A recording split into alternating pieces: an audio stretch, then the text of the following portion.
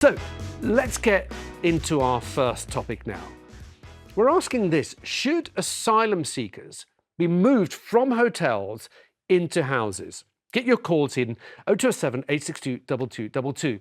Now, a letter that's been signed by more than 100 charities and organisations supporting refugees is calling for the government to rip up its contracts with private companies running migrant hotels. Now, they say they should move those asylum seekers into the community instead. They want people to live in large houses, bedsits or flats, saying it would help with integration and also it will save money. Now, at the moment, we spend around £8 million a day on migrant hotels, working out at roughly £145 per person per night. Aya, what do you make of this? It's a sort of a two-pronged idea. First, that it's going to save money. Secondly, that issue of integration, putting people into community rather than having them isolated in hotels. Yeah, I think hotels were only ever a short-term solution. They're far too costly as a long-term incentive. We can see that 8 million a day nationally is a staggering number, especially when you look at our economy today.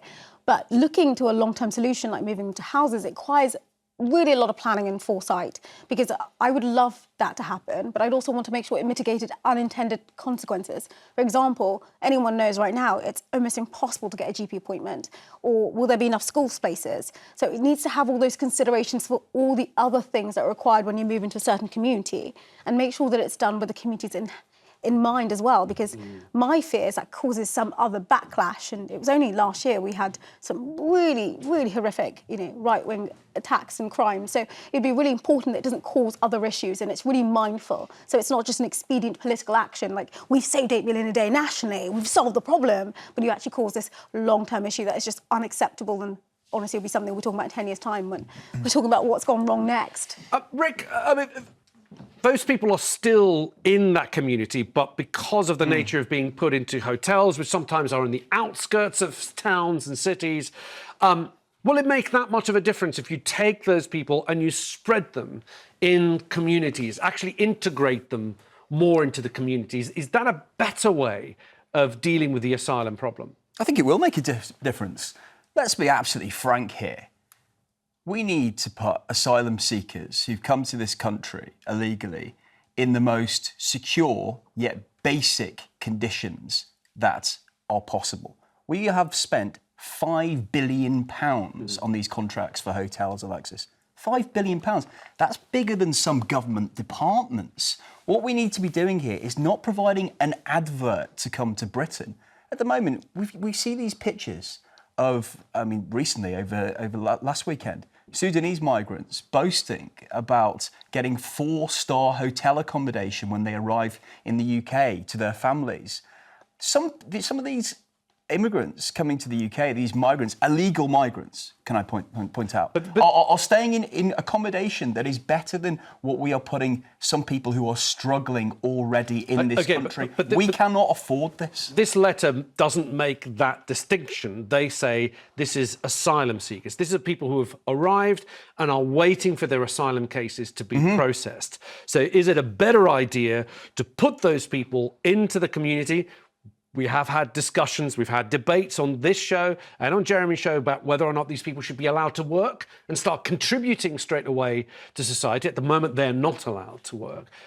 Aya, on that point, is that issue of integration an important issue? You've raised your concern about whether schools, GPs will cope, but that's still an issue now, whether they're living in a hotel or whether they're living in houses in the community. That problem still applies. So does changing from the hotel to housing, does that make the integration issue smoother? I think it could play a part in helping with integration, but I think integration only happens with assimilation. So we don't know what the background are of all these asylum seekers. We don't know if they value the culture here. We don't know if they want to adhere to the cultural norms of today in Britain right now. So those are the things that we can't assume will happen just because you live in a house next door to someone. I don't know if you were familiar with the pepper potting thing. It was a whole thing when I was a counsellor where people were horrified when you put someone from a low-income background, or maybe they were struggling, and the council will find them home in a particular environment, maybe nicer houses, nicer area, and people can afford those houses, and they're like, how how dare you put those people in that really nice community? And ironically, we would put them in those communities hoping that it would allow them to integrate to a new way of thinking. But unless their mindset was open to that, it didn't. They just introduced crime and other issues to the area. But Ayo, it gets them out of that advert, though. At the moment, it's an advert to come to Britain. That, oh, come to Britain, you get to stay in a 4-star hotel. Look at this hotel near Windsor, Datchet, that's been overtaken by 50 asylum seekers, and it's just taken over this whole small town. And people are struggling to cope with the change. By moving them out of these large hotels that are costing billions and billions and billions of pounds, it is reducing the cost and also reducing the impact on communities. All right, let's find out what people are saying at home. Marion is in Kent. Marion, welcome to the show. Good morning. I suppose Kent is somewhere where this actually would be very relevant to, Marion. Welcome. Yes, it would be, yes. So what do you think? Do you think that it would be a better idea to take people who are waiting for their cases to be processed, take them out of those hotels and actually put them into the community, into the society? Not really, no. Why not? Because anyone who's waiting for housing, you know, they have to wait and they have to go on the list. They don't just automatically, doesn't matter what their situation is, they just have to wait until it comes available. Yep. I can't understand why taking them from hotels and putting them into houses is going to help. I've got nothing wrong. I've got, how can I put it? You don't have nothing against them. I haven't got a problem with people who are legally here, you know, seeking asylum. The problem is people that are coming in every day on the boat, getting put into hotels, and, you know, then it's just happening every day. But those hotels, Marion, are costing us £8 million a day. Some of those companies that the government have done contracts with for housing the people who come over, not just on boats, but people who come to seek asylum, they're making billions of pounds, and that's billions of pounds that we're paying for. So I think these signatories are saying, look, if there is housing, if there are available accommodation, that should be used rather than sticking with these contracts that are costing the taxpayer millions of pounds. I understand that, but if you're going to put them into houses, who's going to pay for that? Because they haven't got any money, and they're not working, so we're still having to pay for the house, for the rent. Yeah, that is true. That no one said that this is going to be cost-free. I'm also slightly concerned. I'm not quite sure what you think, but you know, putting extra responsibility on councils to find, I mean, they've got enough trouble in their hands trying to find accommodation for the people that need it. Now to say, oh, by the way, you need to handle all the asylum seeker accommodation, I'm not quite sure if councils can actually deal with that. As a former councillor, I think it will be a huge burden on councils. We know this. Most councils have been struggling. You see that lots of them asked to increase their council tax so they could make more income to deliver basic services. Unless you're going to give them additional money for this, additional resources and staff to do this, this is going to be really difficult. And it also is going to introduce other issues like safeguarding issues. We're going to have social workers having to go in to meet these families to make sure that, you know, they understand how things need to be done, even parenting differently. There's so many issues I can see just from what the council needs to get involved in. And they've got Hugely enough on their costly. plate. Marion, Hugely costly. Thank you for kicking us off. Let's speak to Kathy, who's in Lancashire. Kathy, welcome to the show. What are your thoughts on this? Is this a good idea? We've got veterans living on the street. We've got people who were born and bred here living on the street. Why should they be given priority over people who live here and were born here and who work here? Oh, Kathy, I take your point. Just a slight, and sorry to interrupt you. No one's saying that they're going to be taking priority over those people. I think the idea would be to just stop spending that money on those hotels and find local accommodation. But I totally take your point. I mean, that's a good point Kathy's making, Rick, isn't it? Yeah, but at the same time, I don't think we're saying that we should take over the people who have these existing problems of housing, like veterans, like Kathy's saying. What I'm extremely concerned about is that the amount of money is being spent on these hotels, and these people will sit there for weeks on weeks. We are still processing people too slowly. If we sped up and we said, right, this is it.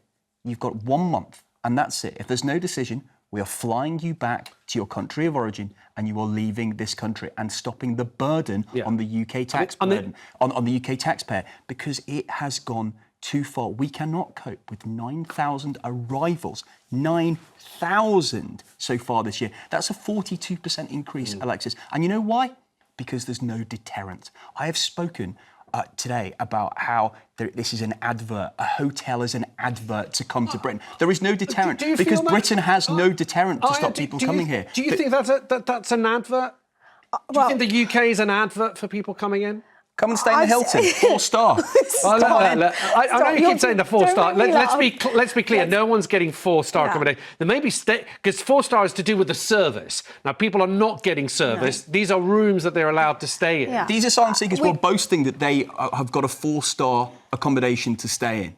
I think there are challenges, and what he's saying isn't completely without grounds. I think there's been a huge thing on TikTok. If you go on TikTok, there's a huge plethora of content from asylum seekers boasting the lifestyle they have here, which is just not very helpful in this discussion, because obviously that's not representative of most of the asylum seekers' experiences. Yeah. We know that some of them are saying places that some of these charities are concerned don't even meet the bar of human rights and stuff like that. Well, so the standards are problematic. Exactly. So it isn't like everyone's getting a holiday. Kathy makes a really good point that we've got a problem with people who are UK citizens who don't have enough accommodation.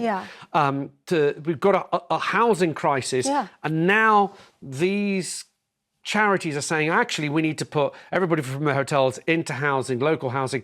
Not quite sure where they're going to find that. Kathy, great point. Thank you for making it.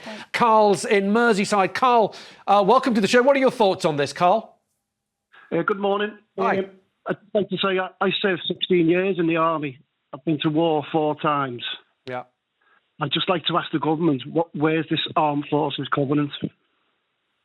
Where's the Armed Forces Covenant? Yeah, I cannot get a property in the local area. Where I've been on the housing list for 2 years. I mean, that's the point that Kathy made, and it is a huge valid point.